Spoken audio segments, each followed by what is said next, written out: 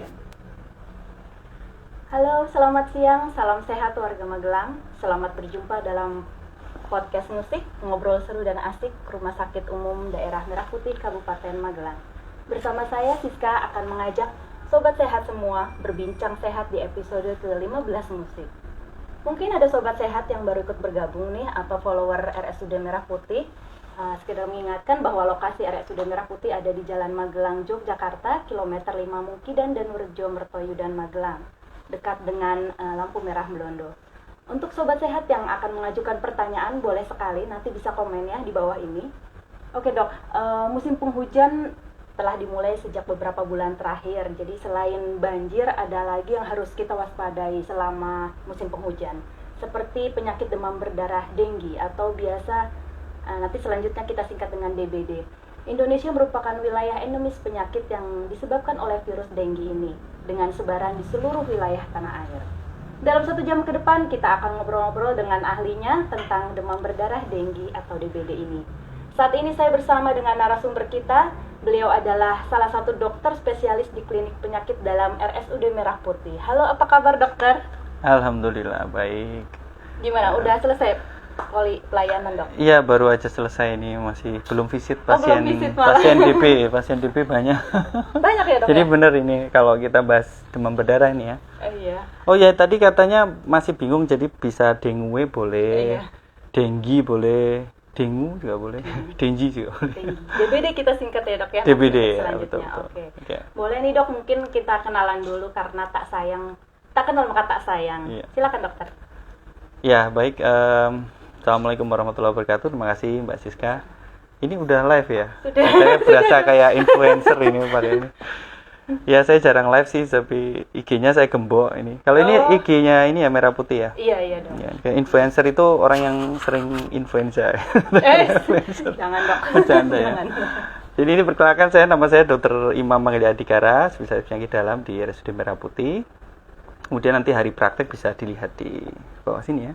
Nggak ada dok. Oh nggak ada ya, nanti Adanya di story Instagram ada ya. Apalagi ya yang mau dikenalkan, saya rumahnya di Jogja tapi ya. Di Jogja. Di Jalan Kaliurang. Jalan Kaliurang kilometer 13. Rumah paling bagus sebelahnya ya. Saya dok. Saya. Oke, baik. Jadi tentang DBD ini ya, kita akan membahas DBD langsung aja ya berarti ya. Nanti dok. Oh nanti Sabar, masih. dok. Berarti kita serahkan kembali ke Oke. dokter. Baik, kita panggil dokter Imam ya dok ya? Ya. Atau dokter Mangga enggak kan ya dok? Enggak. Belum musimnya. Oke sobat sehat, episode ke-15 kita ini akan kupas dan berbincang mengenai demam berdarah dengue ya, yang akan kita singkat selanjutnya menjadi DBD, terkait penyebab, kemudian gejala, diagnosis, pencegahan, pengobatan, dan juga komplikasinya. Jadi jangan di skip, simak terus untuk menambah pengetahuan sobat sehat semua apabila DBD ada di sekitar kita. Dokter, info dari Kemenkes ini menyatakan bahwa tercatat per 1 Maret 2024 terdapat hampir 16.000 kasus DBD di 213 kabupaten atau kota di Indonesia dengan 124 kematian. Sedangkan di Kabupaten Magelang sendiri ini tercatat selama 2 bulan terakhir sebanyak 83 kasus. Ya, kasus ini tercatat di 4 kecamatan, yaitu di Muntilan, Mungkit, Mertoyudan, dan juga Secang. 4 kecamatan ini wilayah endemis DBD, dekat dengan perkotaan, mobilitas tinggi, kemudian padat penduduk dan lingkungan kumuh sangat potensi untuk penularan. Oke, baik sobat sehat, apabila sobat sehat ingin mengajukan pertanyaan ya, saya ulang sekali lagi, boleh langsung chat di live Instagram RSUD Merah Putih. Baik, langsung kita ulas ya dokter, sebenarnya penyakit DBD itu apa dok? Ya, jadi kalau ada pertanyaan nanti langsung chat bisa atau Bisa, raise your hand gitu ya. Ada door prize untuk penanya terbaik kan katanya. Motor listrik apa-apa tadi? Enggak ya? Mobil listrik dok. Mobil listrik tapi ada tulisannya Grab gitu. Dalam bentuk brosur. Iya. Jadi demam berdarah mungkin singkatnya begini ya untuk Bapak Ibu sekalian, Mas Mbak. Jadi demam berdarah ini adalah penyakit yang disebabkan karena virus dengue ya, virus dengue. Virusnya ini sendiri, penyakit ini istilahnya kalau dari segi medis itu dinamakan vector-borne disease. Jadi penyakit yang disebarkan oleh vektor atau hewan. Di sini kan kita harus tahu bahwa penyakit ini hanya menular melalui perantara hewan. Hewannya apa? Nyamuk. Nyamuknya harus Aedes aegypti dan harus betina. Ya tapi juga nggak harus dicek ya, nanti nyamuknya betina dan nggak usah dicek ya. Yang jelas kalau ada nyamuk, ada orang yang terinfeksi DBD, dia akan bisa menularkan. Nyamuknya itu nggak bisa terbang jauh-jauh, maksimal cuma 100 meter. 100 meter. Tingginya juga paling 2 lantai. Dia nggak bisa terbang sampai ke langit ke-7. Jadi nyamuknya itu cuma di situ-situ aja. Sehingga proses penularan dari nyamuk denggi atau penyakit DBD ini akan sangat spesifik. Dia akan menular dari person to person dengan kondisi yang berdekatan. Sehingga tadi kalau kita lihat data memang di area-area di mana dia itu permukimannya cukup padat, satu orang kena DB bisa jadi nanti satu kampung itu akan cepat terkena ya. Jadi itu salah satu yang harus kita pertimbangkan. Kemudian ini ditampilkan di IG-nya nggak? Ada ya? Nah. Oke, ini mungkin pelajaran yang terlalu pusing, tapi ya itu ya nanti ingat semua hal itu kalau tidak akan bikin pusing kalau tidak dipelajari ya, jadi tenang aja ya, ini cukup dibaca aja. Jadi ada 4 serotype ya, denggi ini. Jadi ini kan virus ya, virus denggi itu ada 4 serotype DEN V1 sampai 4 ya. Nah yang di Indonesia ini yang paling banyak kalau nggak salah 2 dan 4 kalau nggak salah, saya lupa. Tapi yang jelas sekali lagi semua serotype ini bisa menimbulkan penyakit. Dan ada hipotesa atau istilahnya dalam istilah medis itu, orang yang terkena virus denggi pertama kali itu tidak sakit terlalu berat, tapi begitu ada secondary heterologous infection atau ada infeksi sekunder berikutnya dari virus denggi dengan strain yang berbeda, baru dia muncul gejala. Tapi ini secara patofisiologi ya, mungkin nggak usah dipelajari terlalu dalam. Kalau Mbak Siska mungkin bolehlah belajar, kan dia kan belajar masalah epidemiologi ini mungkin 26 jam sehari ya mungkin ya. Kalau kita kan itu bahasa awam gitu ya dok ya. Iya. Oke. Gitu ya dok. Untuk penyebab DBD sendiri apa dok? Tadi selain virus denggi ada DEN V1 sampai 4. Yaitu serotype ya, istilahnya strain dari virusnya. Jadi virusnya ada 4 tipe itu. Semua virusnya disebarkan melalui nyamuk tadi ya. Oke. Terus kalau ciri-ciri nyamuk DBD itu seperti apa dok? Biar nanti sobat sehat tahu nih, oh ini nyamuk Aedes aegypti itu tadi kan nggak harus diperiksa gitu dok. Iya, ini sering kita mungkin dulu sering ada iklan di TV ya. Jadi nyamuknya seperti apa, ada kayak zebra itu ya. Jadi pelonteng-pelonteng hitam putih ya. Nah, tapi ya nggak terus belang-belang gitu ya dok. Belang-belang kan beda dengan Anopheles atau nyamuk yang lain atau gajah ya jelas beda ya ukurannya. Kalau nyamuk Aedes aegypti itu khasnya dia adalah bentuknya ada belang-belang putih hitam. Kemudian kalau saat menggigit dia agak nungging, Mak. Posisinya agak vertikal gitu. Menukik gitu. Kalau Anopheles dia enggak. Anopheles dia membawa malaria. Atau Wuchereria atau penyakit yang lain. Tapi bukan berarti terus Bapak Ibu sekalian kalau mau digigit nyamuk diliatin dulu gitu. Sebentar ini anak Aedes aegypti bukan gitu kan, coba cari lupa. Nggak usah ya, langsung ditepok aja. Gitu ya. Ya. Jadi nyamuknya tidak usah diteliti, yang jelas kita harus berusaha supaya menghindari ya. Avoidance itu yang pertama kali ya. Dalam penyakit vector borne ini yang penting adalah menghindari vektornya. Ya. Itu kalau untuk waktu menggigitnya itu cenderung ke pagi, siang, malam atau sore? Ya dulu kala sih theoretically itu nyamuknya hanya menggigit pada saat pagi hari. Saya nggak tahu kenapa. Juga penelitiannya juga tidak terlalu jelas. Mungkin ya kalau pagi dia merasa paling seger kali ya. Kemarin ada pasien tanya lapar kan, dok saya tuh kalau pagi sering pusing. Ya udah Bu, bangunnya agak siangan aja. Mungkin nyamuknya bangunnya pagi-pagi, jadi dia cari makan pagi-paginya. Kemudian kalau pagi-pagi juga memang mungkin lagi lapar-laparnya nggak tahu. Tapi sekarang ini mulai berubah ya, artinya nyamuk itu dengan adanya perubahan ekosistem, perubahan cuaca ya, kita tidak usah mengandalkan wah pokoknya nih Aedes aegypti pagi, jadi kalau digigit sore nggak apa-apa. Itu juga nggak. Jadi lebih baik ya stay safe ya. Bisa sepanjang hari gitu ya. Iya, bisa sepanjang hari. Dan itu apakah harus habitatnya itu di dalam rumah atau di mana dok? Ya di mana saja, tapi air bersih ini yang khas ya. Jadi pada Aedes aegypti itu dia tidak suka air kotor, ini resian sebenarnya. Nyamuknya tuh sebenarnya resian, cuman sayangnya dia bawa virus. Ya, jadi nyamuknya itu dia akan thrive, dia akan hidup di air yang jernih justru. Jadi genangan air di kolam bak mandi, kemudian tandahan tampungan air yang kehujanan dan sebagainya. Dan biasanya itu justru yang bersih. Kalau di selokan di ini nggak mau ya? Dia nggak mau ya, dia memang orangnya Pemilih. kok orangnya nyamuknya agak pemilih gitu. Agak high class gitu nyamuknya. Dia sorry gue nggak mau kalau di tempat yang jorok gitu. Gue levelnya beda ya, gitu. Katanya itu nggak tahu sih. Ya. Oke, gitu ya dok ya. Jadi tempat habitatnya itu bisa di dalam rumah. Tapi bukan berarti terus harus dikotorin loh airnya. Oh, iya. Sekali lagi bukan Ya, berarti teman-teman, bapak ibu sekalian harus kayak direketi wae. Maaf ini bahasa Jawa pakai bahasa Indonesia ya ini ya. Ya ini kan disiarkan ke luar negeri juga, nanti pakai bahasa Inggris. Internasional ya. Jadi jangan terus dikotorin, tapi kita harus menjaga supaya tidak ada genangan air. Ya, bak mandi dibersihkan. Oke. Ya. Oke dok, gejala DBD itu awalnya gimana sih dok? Ya ini kalau kita mau bicara textbook ini bisa sampai besok. Ada yang mahasiswa kedokteran atau mungkin anaknya dokter di sini? Temannya dokter. Temannya dokter ya teman saya. Jadi atau keperawatan dan tenaga medis. Jadi untuk gejala ini yang mudah ya untuk masyarakat mungkin ya. Yang penting itu adalah gejalanya itu sangat banyak ya. Jadi bisa demam, nyeri kepala, diawali demam. Biasanya ini saya bilang yang tipikal ya. Maksudnya tipikal itu yang sering mayoritas secara statistik yang paling sering ya. Nah itu tipikalnya untuk demam tinggi itu demam mendadak tinggi. Jadi demamnya langsung tinggi. Kemudian dia disertai nyeri kepala, nyeri retroorbital, jadi di belakang mata, nyeri sendi. Kemudian biasanya disertai dengan gejala mual, dan juga bisa sampai muntah-muntah. Nah, ini gejala awal yang tipikal.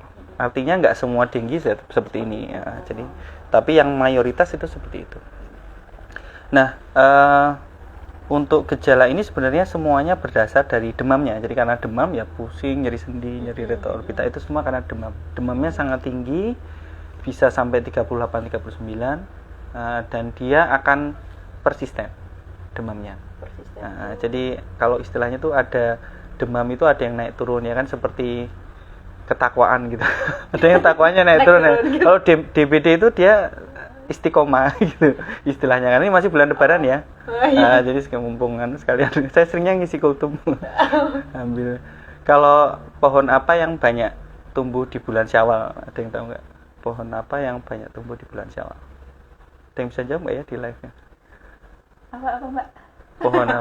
Pohon maaf lahir batin.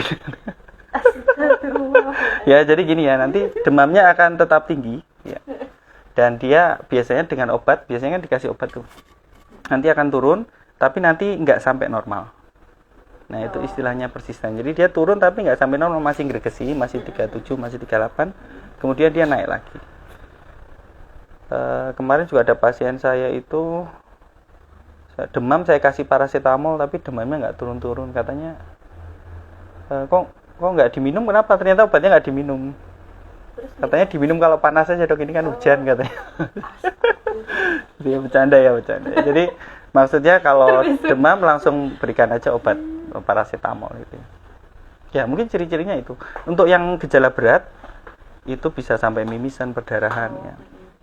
Bisa sampai gejala perdarahannya bisa di otak, bisa sampai ada di IC atau disseminated intravascular coagulation. Jadi kan trombositnya nanti kita bicara mungkin ya, trombositnya rendah sehingga nanti perdarahan hebat sehingga bisa fatal. Oleh karenanya DBD ini mungkin less than 1%, kurang dari 1% itu bisa fatal. Tapi kita nggak tahu mana yang fatal, mana yang enggak. Sehingga ini sangat penting untuk menjaga, mencegah dan segera mencari rumah sakit atau dokter jika ada warning sign. Ada nggak ya di sini? Gejala warning sign ya. Jadi warning sign itu kayak mendung tanpa udan gitu. Jadi burung udan. Tapi kalau enggak payungan kudanan. Ya, warning sign-nya apa ya? Nanti seharusnya sih ada di sini. Nanti kita tunggu ya. Mungkin itu dulu. Bisa dibahas ya, Dok ya. Oke. Untuk diagnosis DBD itu ditegakkan berdasarkan apa, Dok? Ya, ini sangat medis ya. Jadi yang jelas tidak bisa pakai kirologi ya, ilmu ilmu kira-kira. Kayaknya DBD gitu. Nggak Iya, bisa. kan kadang kayak demam juga kan dok, misalnya udah demam tinggi, kemudian berapa hari turun, kemudian naik lagi gitu, ada polanya nggak sih dok? Iya, betul. Namanya saddle horse appearance. Jadi pelana kuda ya. Jadi demamnya itu tipikal dia akan naik sangat tinggi tadi selama 3 sampai 4 hari kemudian turun. Sampai normal ini. Sampai normal namanya fase kritis.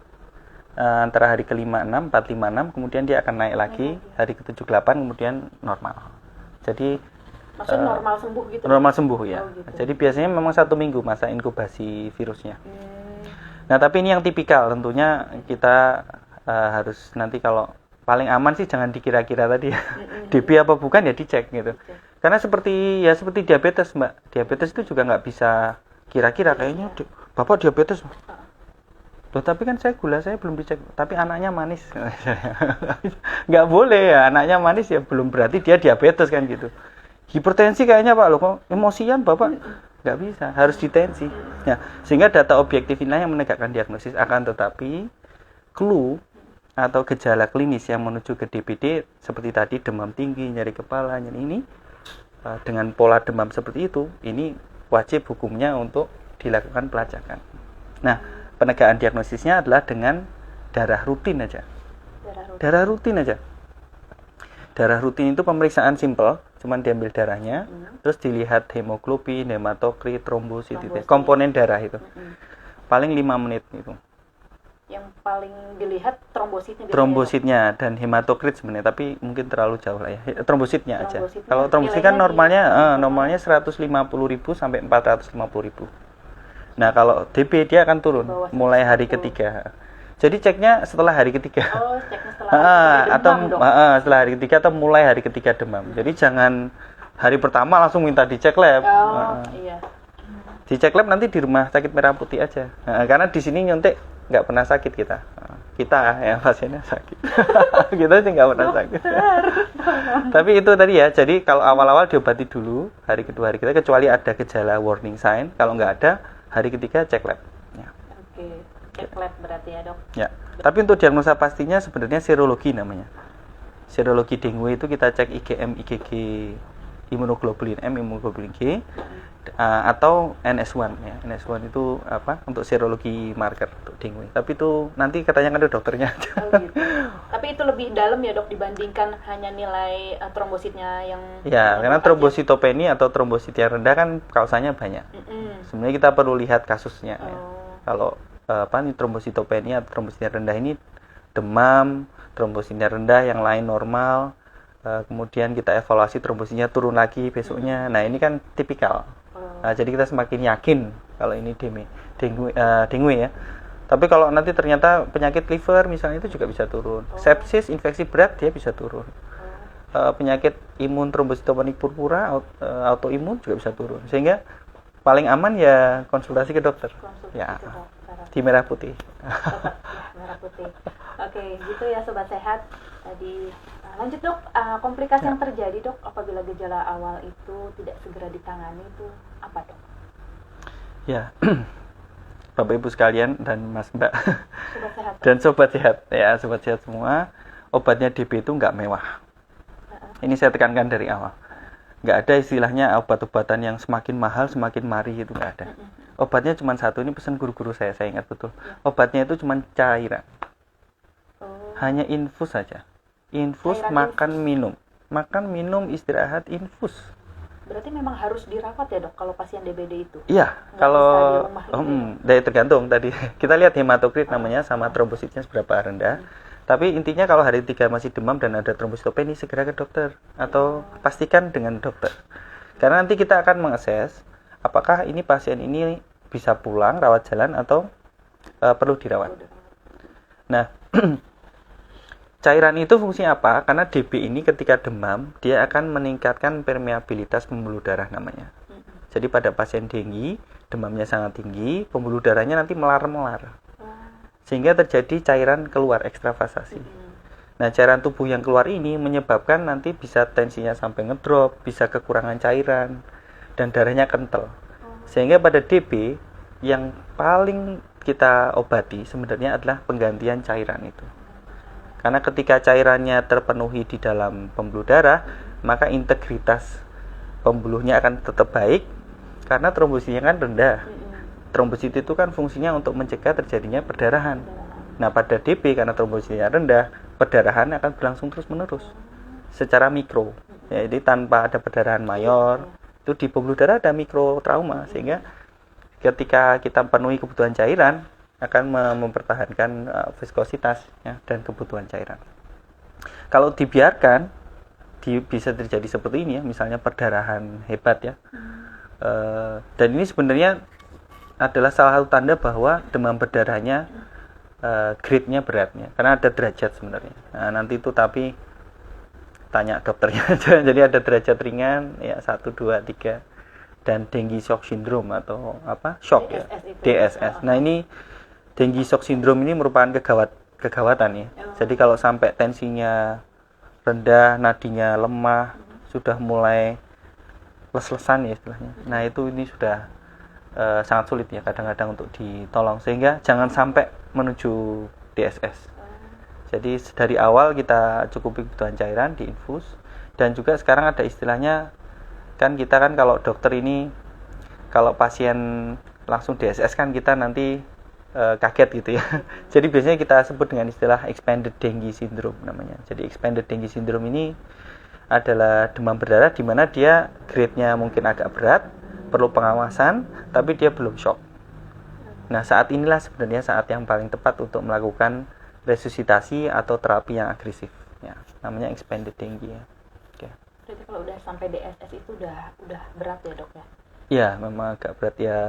Tetap saja kita akan melakukan resusitasi cairan, tapi tentunya kemungkinan akan butuh sampai perawatan intensif ya. Kemudian akan pastinya nanti shock itu akan menyebabkan gagal organ ya, ginjalnya, livernya, sehingga nanti akan jelas menambah komplikasi. Semakin sulit nanti untuk kita berikan terapi ya. Oke, kalau pemeriksaan penunjang untuk menegakkan diagnosisnya tuh selain laboratorium ada nggak, Dok? Misalnya dia harus mungkin di ronsen gitu nggak ya, Dok? Ya, ronsen, USG, sekali lagi ya, semua itu adalah penunjang untuk membantu aja. Jadi saya biasanya tidak menyarankan kecuali kita menemukan data atau dokter memeriksa dan menemukan kecurigaan. Misalnya DB kan sering ada efusi atau cairan paru kanan, sering itu. Jadi pada DB dengan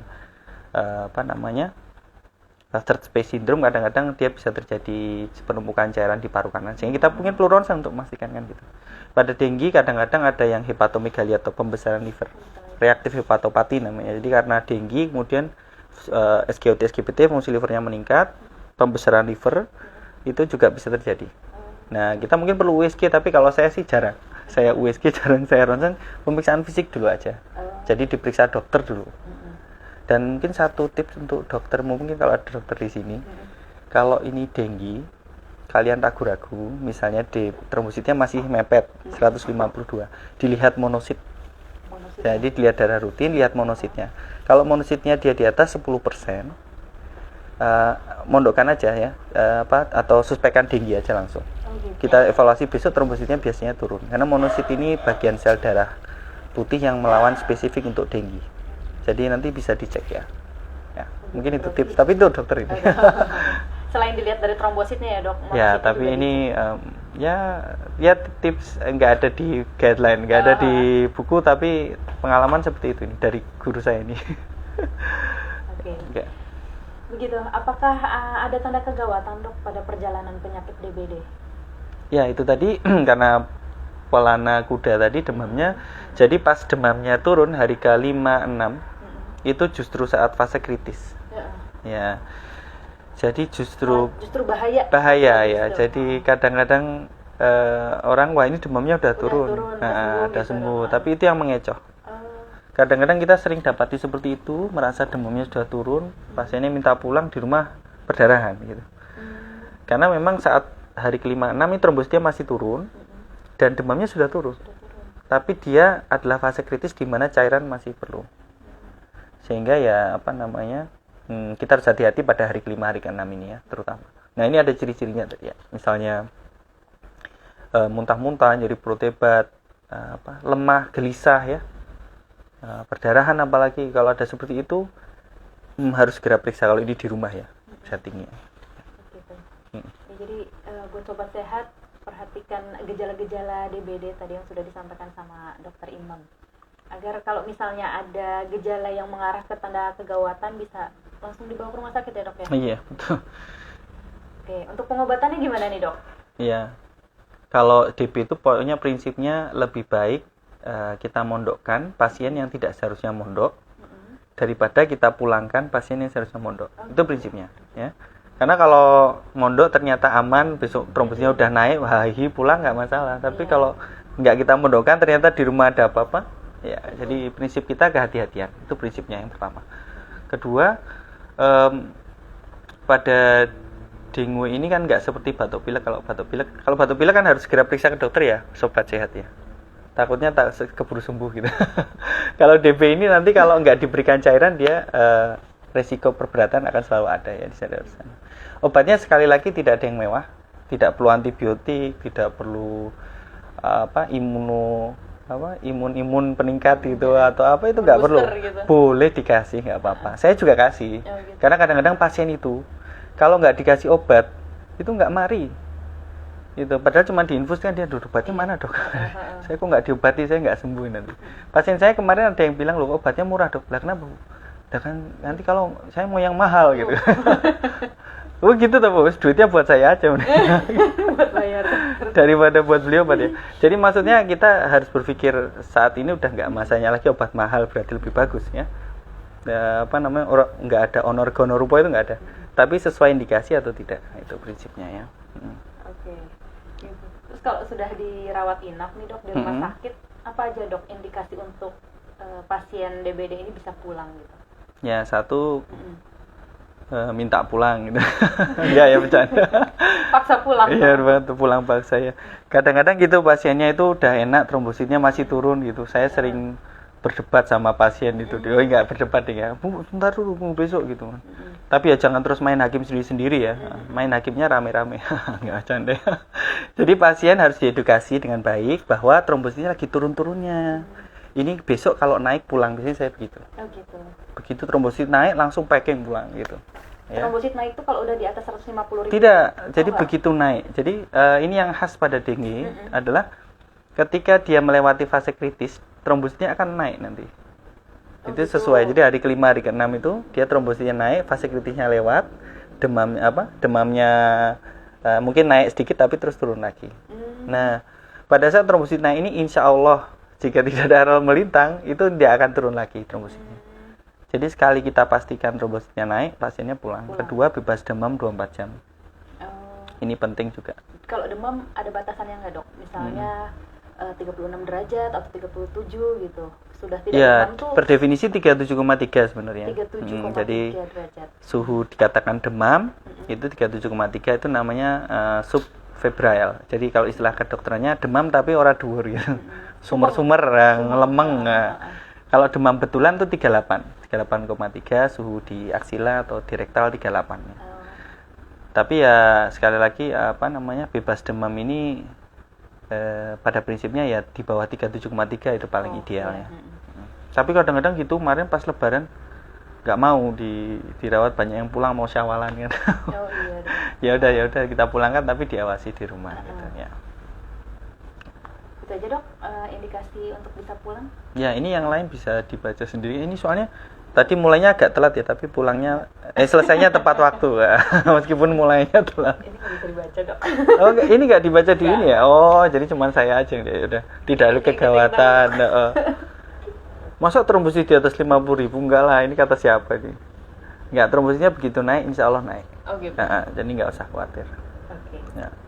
Nah, ini poin penting nih dok, agar kita tidak menderita dan menularkan penyebaran DBD. Iya. Pencegahannya harus seperti apa nih dok? Apa yang harus dilakukan? Iya, ini memang lebih baik mencegah daripada mengobati ya. Lebih baik sakit gigi daripada enggak dok. Daripada nggak sakit gigi. Ya. Lebih baik nggak sakit gigi daripada sakit gigi. Jadi begini, untuk pencegahan ini yang tadi saya sebutkan adalah 3M tadi, yang menguras, menutup, manfaatkan kembali ya. Jadi bak mandi yang tadi air bersih tadi. Kemudian kalau di Jogja itu ada penyebaran nyamuk Wolbachia, itu ada itu. Jadi nyamuknya itu disetting supaya menikah dengan nyamuk-nyamuk lokal gitu, nyamuk yang kawin ya. Ya bukan menikah ya kan. Jadi nyamuknya itu sudah diedit supaya dia akan mempengaruhi gen dari Aedes aegypti, sehingga nanti tidak bisa membawa virus dengue lagi. Sehingga harapannya nanti karena ini vektor, begitu nggak ada vektornya atau vektornya nggak bisa membawa virusnya, ya nggak ada lagi penyakitnya gitu. Kemudian tentunya vaksin yang sekarang malah penting ini saya rasa, karena banyak pertanyaan tuh sebenarnya malah vaksin ya. Di dengue ini kita alhamdulillah cukup baik perkembangannya. Tahun 2016 itu sudah mulai masuk vaksin ya. Namanya Denvaxia ya. Denvaxia itu Sanofi ya palingnya. Yang baru ini 2021 Qdenga. Qdenga. Vaksin ini cukup baik. Kalau penelitiannya ini yang sudah ada itu 4,5 tahun. 4,5 tahun pasca vaksinasi dosis kedua, kan dosisnya 2 kali nanti bulan ke-0 bulan ketiga, itu bisa menurunkan secara signifikan insidensi penyakit dengue. Jadi kami sarankan bisa dicoba, tapi karena belum masuk program pemerintah ya, jadi bayar sendiri. Masih agak mahal, 1 jutaan atau berapa. Itu untuk usia di atas? Usianya masih antara 6 sampai 45 tahun. 6 tahun? 6 tahun sampai 45 tahun. Jadi antara usia itu, kemudian dia tidak boleh hamil, tidak boleh imunokompromis, jelas ya. Jadi perlu sebelum vaksinasi harus konsultasi. Kemudian cukup aman vaksinnya, tapi ada itu tadi kontrasi, sama dia harus pasca infeksi, kalau dia habis sakit minimal 2 bulan dari infeksi dengue ya. Itu diberikan hanya 1 kali vaksin ya dok? 2 kali suntikan sebenarnya. 2 kali suntikan dalam selang waktu? 3 bulan. 3 bulan. Nah, setelah itu cukup itu aja, sekali itu aja. Ternyata 4,5 tahun masih bertahan itu. Untuk 4,5 tahun. 4,5 tahun.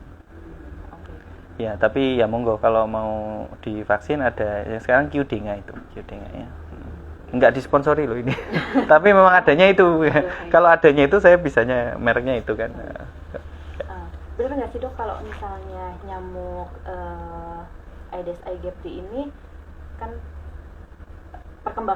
perkembangbiakannya itu kan di pagi hari, kan menggigitnya di waktu pagi hari, dan juga ada yang bilang sore hari gitu. Itu kalau misalnya nyamuk jantan, itu tuh memang harus berada di luar atau bisa masuk ke dalam rumah dan menggigit sih dok, selain nyamuk betina? Ya, saya kurang paham karena saya bukan zoologis ya. Tapi yang jelas yang membawa virus itu adalah Aedes aegypti betina. Betinanya? Ya, betina. Ya, jadi yang kemudian dia akan membawa virus itu dalam tubuhnya, sehingga saat dia menggigit kan dia juga memasukkan enzim. Air liurnya mengandung enzim sehingga darahnya nggak jendel. Karena kan darah manusia itu kalau nyamuknya nggak punya enzim itu, nanti darahnya mau diserot jendel terus. Gitu. Jadi saat air liurnya masuk, itulah virusnya ikut masuk bersama. Kemudian ya tentunya ya itu tadi, kalau dari nyamuknya kita harus pastikan bahwa tempat berkembang biak dari nyamuk itu tidak ada. Kemudian kemudian yang menggantung betul itu ya, baju-baju menggantung itu harus dibersihkan ya. Kemudian vaksin, tapi hati-hati vaksin palsu. Enggak ada. Indonesia tuh apa yang nggak bisa dipalsu ya? Cinta aja bisa dipalsu. Jangan sebut Indonesia. Jadi kalau di nyamuknya itu, tapi ini kalau Aedes aegypti itu memang ada lokasi-lokasinya, tapi dia nggak seperti malaria. Kalau malaria kadang lebih jauh gitu dok? Enggak, ya memang malaria itu betul-betul lebih infektif itu kalau di area endemisnya.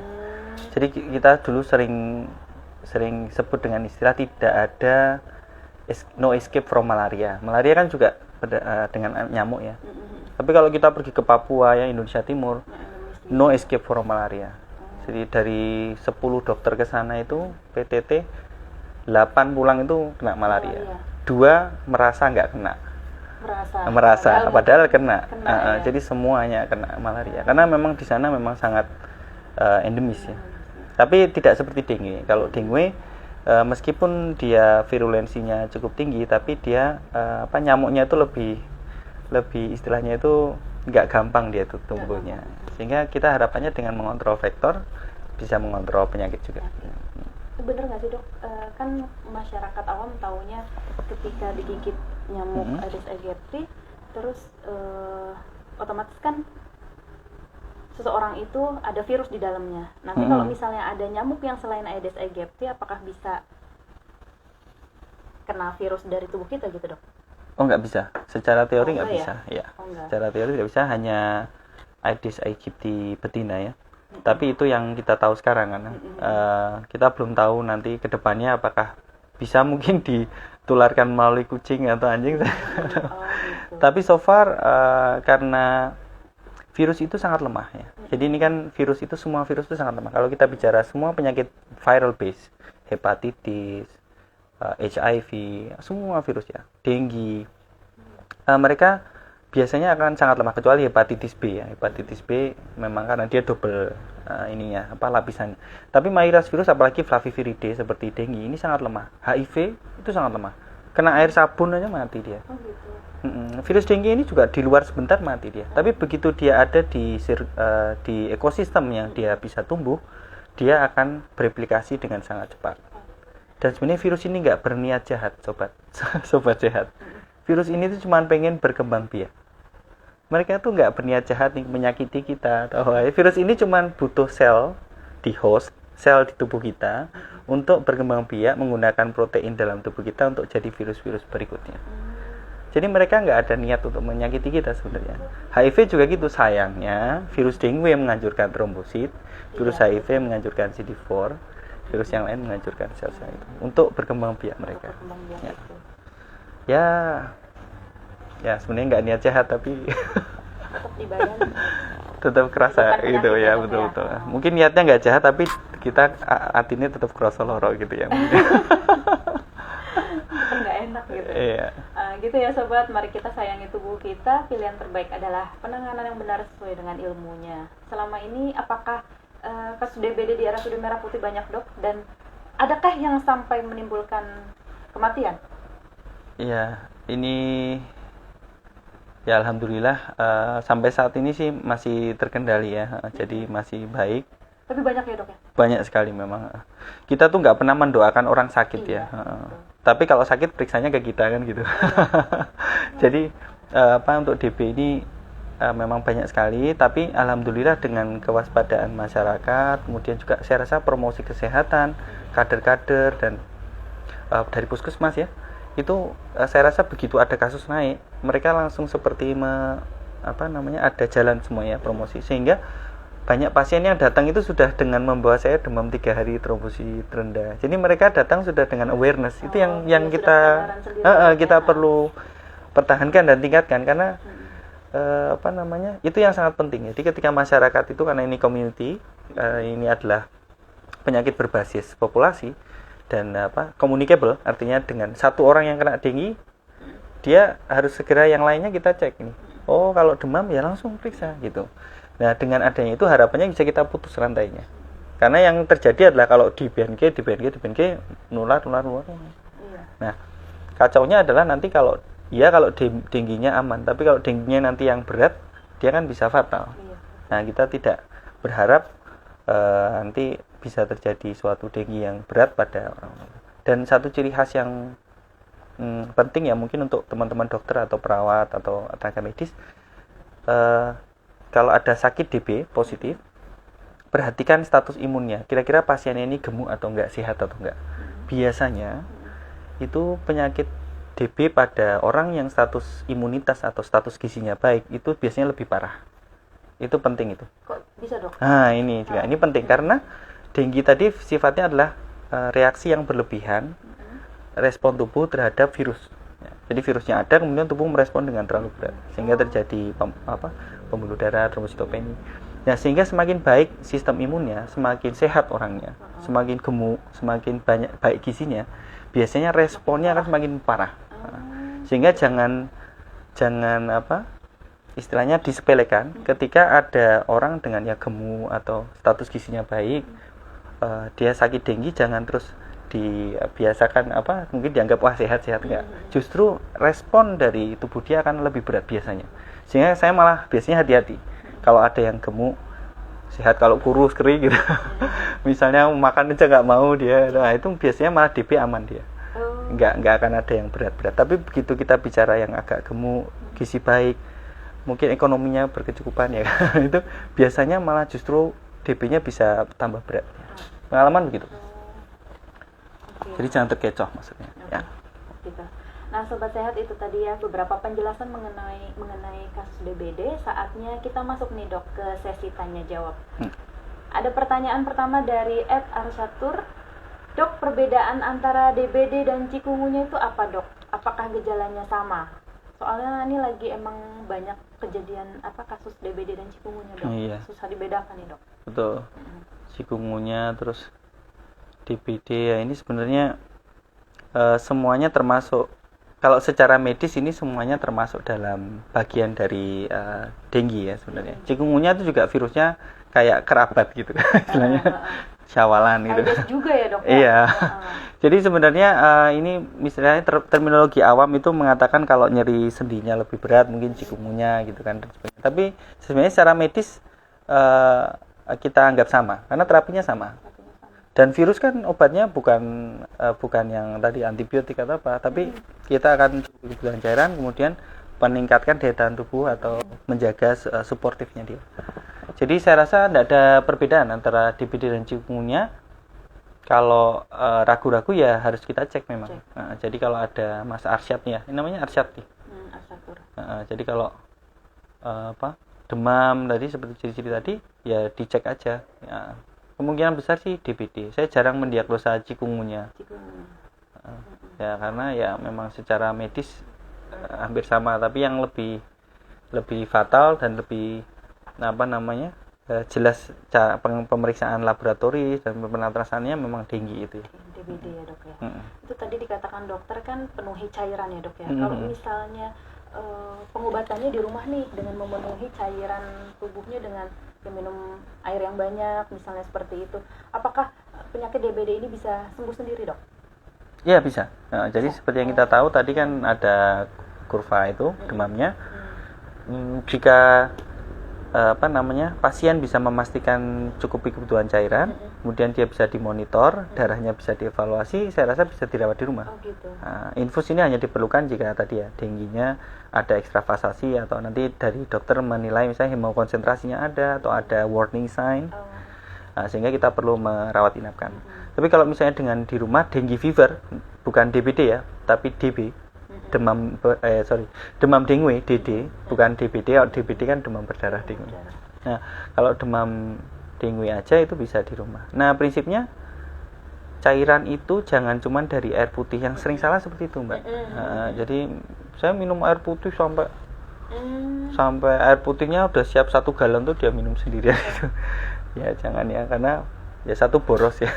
Kedua, air putih itu nanti kalau minum terlalu banyak kembung biasanya.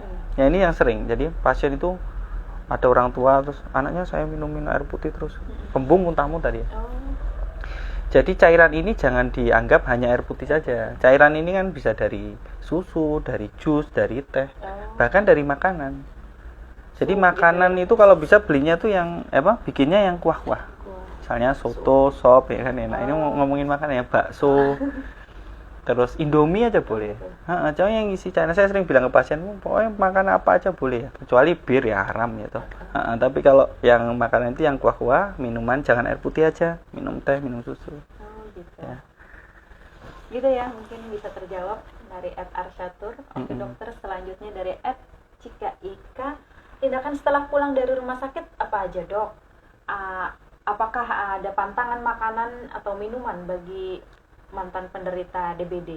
Wah, yang mantan siapa?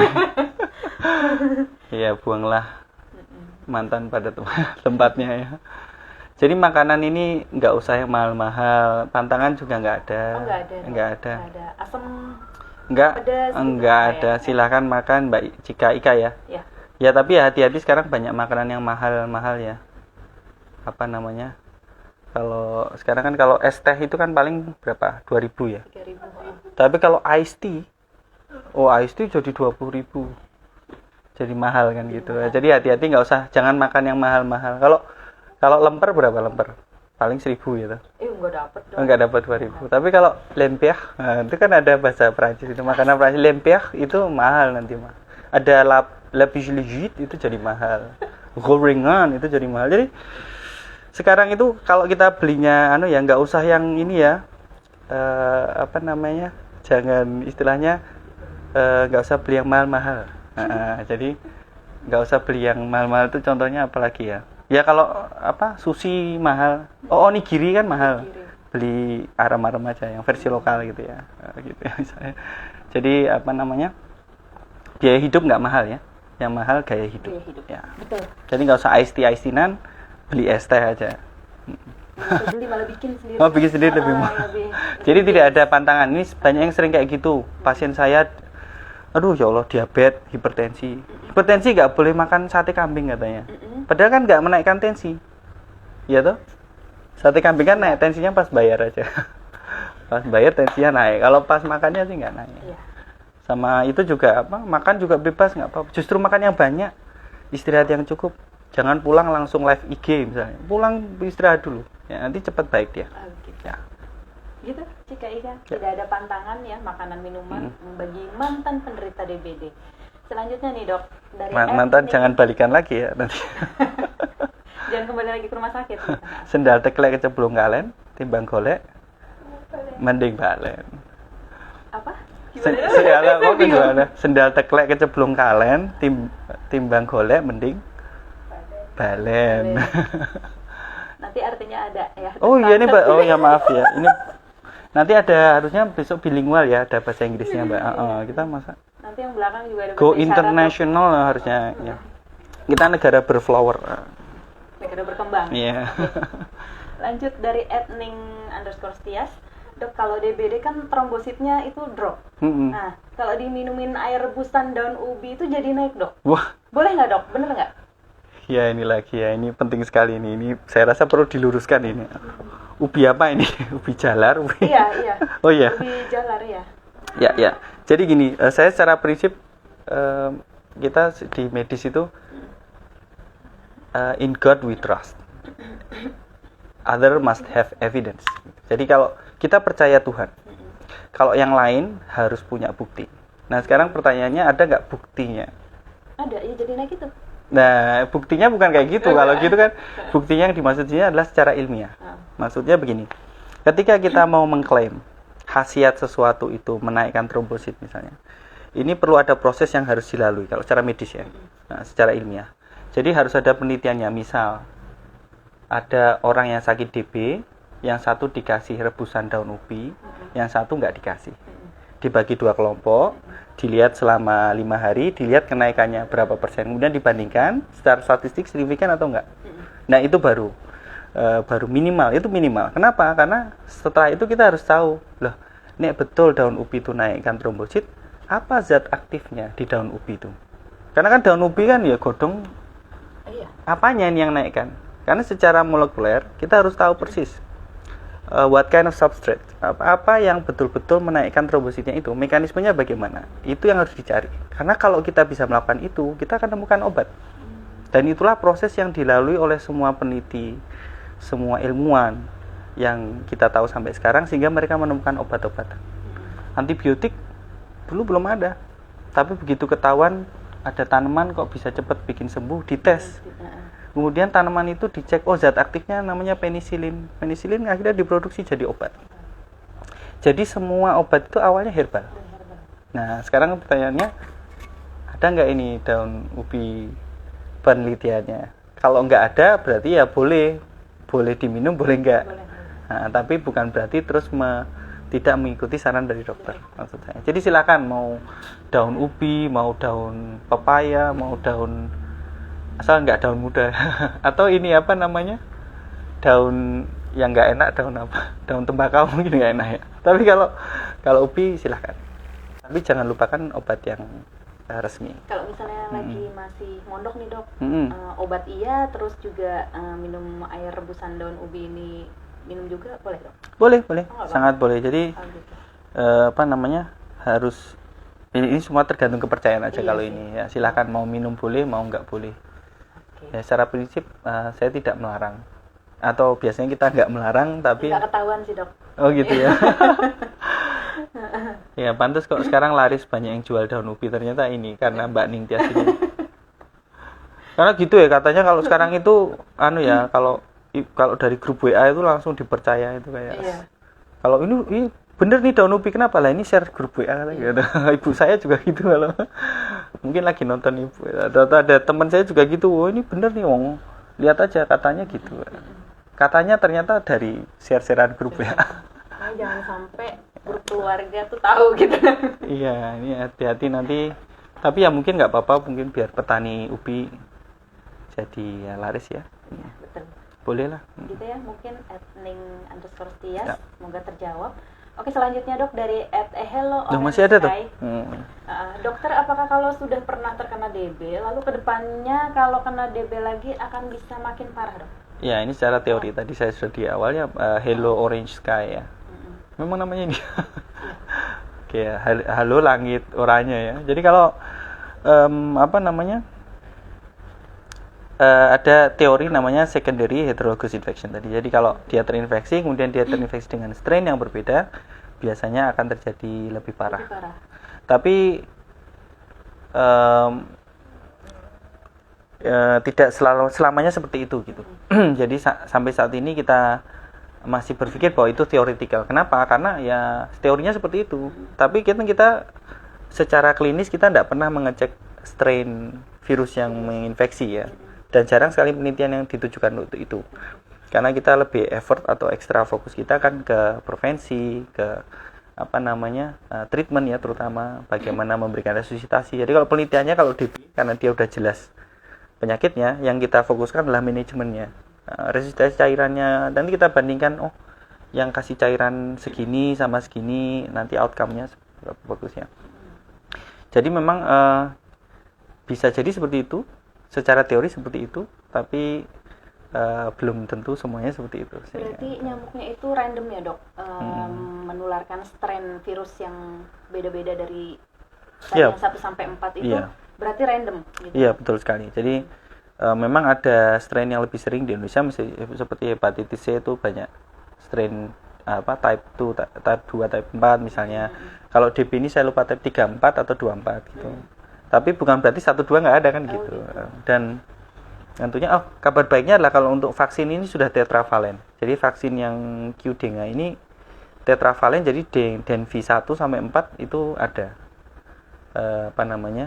tercover gitu misalnya. Cuman dia live attenuated tadi ya. Jadi virusnya itu dilemahkan terus kemudian jadi vaksin. Sehingga nanti itu ada kontraindikasinya, misalnya autoimun, ibu hamil itu nggak perlu. Orang terlalu tua ya. Jadi kalau mau vaksin dengue, DBD untuk Mas Orange tadi, kalau misalnya gimana saya udah pernah kena DB, takut kena lagi kan. Kalau mau vaksin gimana, lagi di rumah semuanya kena DB, kucing saya DB ya kan. Semuanya kena DB ya, itu bisa dong, bisa vaksin. Kucing Enggak, saya bercanda. Kamu kira enggak kucing. Soalnya ditanyain sama awam, enggak. Menjangkiti manusia. Enggak aja bisa gitu. kucing DB, kucing itu bisanya cuman pilek aja. Minta makan. Oke, gitu ya sobat sehat. Ngolet bisa ngolet. Oke, sobat sehat yang mau periksa atau konsultasi nih ke klinik penyakit dalam, kliniknya buka hari apa aja, Dok? Mungkin bisa diulang. Oh iya. Di hari Senin sampai Sabtu. Jam 7 belum datang nih, saya jam 8 aja. Pendaftarannya mungkin. Pendaftarannya jam 7 sampai jam 11 kalau Senin sampai Kamis, kecuali Selasa saya poli sore. Selasa saya poli sore, pendaftarannya bisa dari pagi, tapi saya mulainya biasanya jam 2, jam 2, jam 3. Kemudian untuk Jumat pendaftaran jam 7 sampai jam 10 dan Sabtu jam 7 sampai jam 9. Wah, cuman sampai jam 9 ternyata ya. Wah, tahu gitu saya pulang. Enggak, Dok. Kalau Sabtu sampai jam 10.30. Jam 10 ya. Kok itu kok Ramadan. Kirain kok sampai jam 9, tahu gitu saya pulangnya lebih cepat. Sabtu sampai jam 10.30 ya. 10.30. Ya. Sobat sehat yang ingin memeriksakan diri ke klinik penyakit dalam bisa mendaftarkan diri langsung melalui loket pendaftaran. Karena sementara pendaftaran online belum dapat dilakukan, maka sobat sehat langsung saja mendaftarkan diri langsung di loket pendaftaran lantai 2. Untuk informasi lebih lanjut, sobat sehat dapat menghubungi layanan informasi RSUD Merah Putih di WhatsApp dengan nomor 081125866000 atau telepon customer service di 0293 320 2654. Dan jangan lupa follow Instagram @RSUD Merah Putih untuk mengetahui informasi layanan kesehatan terbaru dari kami. Mungkin sebelum kita tutup podcast kali ini, ada pesan yang ingin disampaikan kepada sobat sehat semua, Dok? Ya, udah selesai ya berarti ya. Ya, alhamdulillah. Terima kasih Mbak Siska host ya siang hari ini, dan sobat sehat semua ya atas atensi perhatian pertanyaannya. Mungkin yang penting kita recap sedikit bahwa dengue ini adalah vector-borne disease yang disebarkan melalui nyamuk, sehingga tujuan tahapan pertama adalah mencegah nyamuknya. Kemudian yang kedua, kenali gejala-gejala tadi, jadi demam dan sebagainya, dan segera berkonsultasi dengan dokter ketika ada gejala yang mengarah ke arah dengue. Kemudian tadi sudah kita babat habis ya, hoax-hoaxnya, ini nggak boleh, itu nggak boleh, semuanya boleh. Nanti kemudian semoga nanti dengan adanya awareness ya, kita semua bisa terjaga dari dengue ini, dan kalaupun sakit nanti bisa segera ditangani sehingga bisa sehat terus ya, selalu sehat ya. Oke. Dan sehati. Luar biasa sekali dokter. Sobat sehat, kita sudah sampai nih di penghujung acara. Terima kasih dokter atas informasi yang luar biasa sama-sama. Menarik, terutama ini lagi musim penghujan, lagi musimnya demam berdarah. Oke, semoga. Tapi paling enak naik ya, Apa, Dok? naik motor ya. Kalau hujan nggak kepanasan, kalau panas nggak kehujanan. Gitu ya, diingat itu Yes. pesan terakhir dari Pesan terakhirnya itu. Jangan gitu. Ini jadi jaga ini ya maksudnya. Kalau hujan jadi jangan genangan air ya, jaga sama gitu. Nah, itu kalau genangan air genangan air saat hujan gitu termasuk Iya, itu yang sering dilupakan. Jadi nggak cuma bak mandi harus dikuras setiap rutin, tapi juga genangan air, karena nyamuknya sangat sering bertelur di situ ya. Atau pelihara yang makan nyamuk ya. Oh, ikan Bisa. Jepang gitu ya. Atau cicak. Pelihara cicak nggak ada yang pelihara. Atau buaya, kalau pelihara nyamuknya banyak pelihara buaya aja. Ya. Selain nggak ada nyamuk, nggak ada maling juga. Harimau. Oke, sama-sama. Gitu ya dokter. Jadi terima kasih banyak nih, Dok. Semoga bermanfaat untuk sobat sehat semuanya. Terima kasih sobat sehat juga yang sudah menyimak musik episode ke-15. Sampai jumpa di episode berikutnya. Selamat siang dan terima kasih. Wassalamualaikum warahmatullahi wabarakatuh. Waalaikumsalam warahmatullahi wabarakatuh. Jangan lupa like. Masih ini. Like dan subscribe ya. Aduh, udah jam 2 aja ya. Iya, Dok. Dok.